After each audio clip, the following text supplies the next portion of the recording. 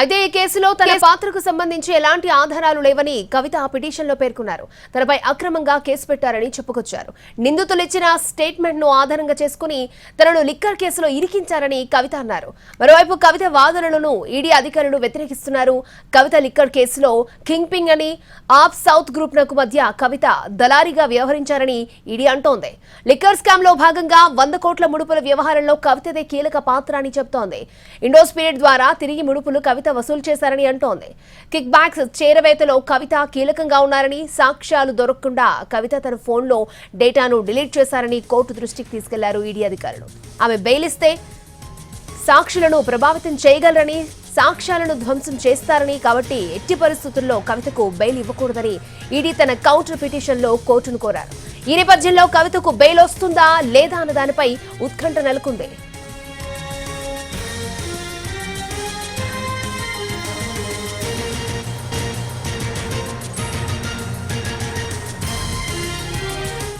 Right, BRS MLC కవిత bail petition ను rows అవెన్యూలో గల CBI ప్రత్యేక కోర్టు ఇవాళ విచారించనుంది. ఢిల్లీ లిక్కర్ స్కామ్ లో కవిత అరెస్ట్ అయ్యారు. ఇవాళ మధ్యాహ్నం 2 గంటలకు విచారణ ఉన్నట్లుగా తెలుస్తోంది. రైట్, లేటెస్ట్ అప్డేట్స్ ని మా ప్రతినిధి రాజు మనకి లైవ్ లో అందించడానికి సిద్ధంగా ఉన్నారు. రాజు, మరి ఈ విచారణ తర్వాత అయినా కవితకు బెయిల్ వస్తుందా రాదా అని ఇప్పటి వరకు ఉత్కంఠ నెలకొంది. ఏ విధంగా ఉండబోతుంది అంటారు? ఎస్ అక్షయ, లిక్కర్ కేసులో మొదట ఎమ్మెల్సీ కవితను ఎన్ఫోర్స్మెంట్ డైరెక్టరేట్ అరెస్ట్ చేసింది. ఆ తర్వాత సిబిఐ కూడా అరెస్ట్ చేసింది. అయితే ఇప్పుడు 2 కేసుల్లో కూడా కవిత జ్యుడిషియల్ కస్టడీలో భాగంగా తిహార్ జైల్లో ఉన్నారు. అయితే ఈరోజు మధ్యాహ్నం 2 గంటలకు జడ్జి కావేరి బవేజా కవిత ఏ విధంగానైతే తనకు 2 కేసుల్లో కూడా బెయిల్ ఇవ్వాలంటూ కోర్టును ఆశ్రయించారు. ఆ బెయిల్ పిటిషన్లపైన ఈరోజు విచారణ జరపబోతున్నారు. అయితే గతంలోనే ఈడీకి సంబంధించినటువంటి కేసులో మధ్యంతర బెయిల్ కావాలనే విషయం పైన పెద్ద ఎత్తున సుదీర్ఘ వాదనలు జరిగాయి. ఈ సందర్భంగా ఎన్ఫోర్స్మెంట్ డైరెక్టరేట్ కొన్ని విషయాలను స్పష్టం చేసింది. కవితకు బెయిల్ ఇవ్వడం వల్ల ఖచ్చితంగా లిక్కర్ కేసు ఇప్పుడు కీలక దశలో ఉంది. సో ఏదైతే బెయిల్ ఇస్తే తను సాక్ష్యాలను ప్రభావితం చేయడంతో పాటు ఆధారాలను చెరిపేసే అవకాశం కూడా ఉంటుంది. సో అందుకోసమే కవితకు బెయిల్ ఇవ్వద్దనే విషయాన్ని ఈడీ మధ్యంతర బెయిల్ విషయంలోనే స్పష్టం చేసింది. కానీ ఈరోజు రెగ్యులర్ బెయిల్ పైన వాదనలు వినిపించబోతున్నారు. సో ముందుగా ఏదైతే కవిత తరపున ప్రత్యేకంగా అభిషేక్ మను సింఘ్వి తన వాదనలు వినిపించే అవకాశం కనిపిస్తుంది. ఈ కేసులో కవిత ఎక్కడా కూడా అంటే కవితకు సంబంధించినటువంటి ఆధారాలు లేవు, కావాలనే ఈడీ కావచ్చు సిబిఐ కావచ్చు కవితను లిక్కర్ కేసులో ఇరికించే ప్రయత్నాలు చేస్తున్నారు.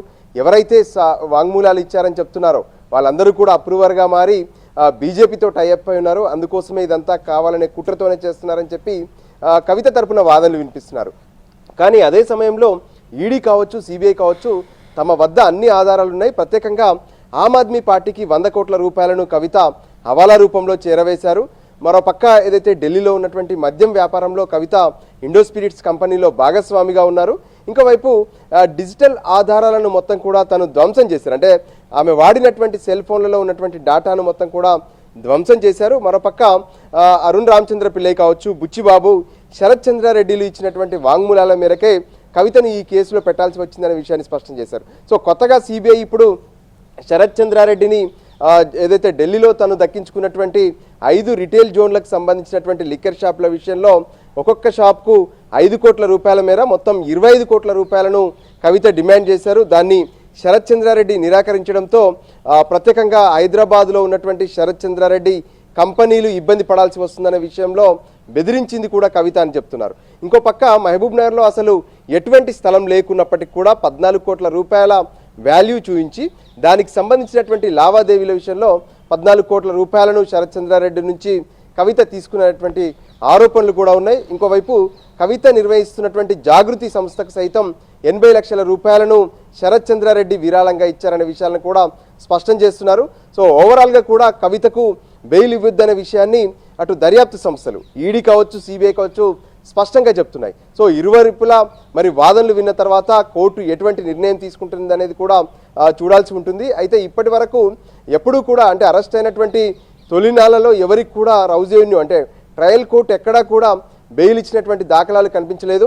మరోపక్క ఈసారి కవిత వేసినటువంటి పిటిషన్లలో తన ఆరోగ్య సమస్యలకు సంబంధించినటువంటి విషయాలను కూడా వెలుగులోకి తీసుకొచ్చారు. సో వీటన్నిటి నేపథ్యంలో తనకు ఖచ్చితంగా అంటే రానున్నటువంటి ఎన్నికలు కావచ్చు, మరోపక్క ఆరోగ్య సమస్యలు కావచ్చు, ఇటువంటి అన్ని అంశాలను బేస్ చేసుకొని తనకు బెయిల్ ఇవ్వాలనే విషయాన్ని అయితే కోర్టు ముందు పిటిషన్ రూపంలో పెట్టారు. మరి దీనిపైన ఈరోజు జరిగేటటువంటి వాదనలో మొదట కవిత తరపున వాదనలు ఉంటాయి, ఆ తర్వాత సిబిఐ ఈడీలకు సంబంధించినటువంటి వాదనలు ఉంటాయి. ఫైనల్గా జడ్జి కావేరి బవేజా కవితకు సంబంధించినటువంటి బెయిల్ విషయంలో ఈరోజు ఎటువంటి ఆర్డర్ ఇస్తారనేది మాత్రం అటు బీఆర్ఎస్ సంబంధించినటువంటి వాళ్ళు కావచ్చు, కవిత, దాంతోపాటు ప్రతి ఒక్కరు కూడా ఉత్కంఠగా ఎదురు చూస్తారు.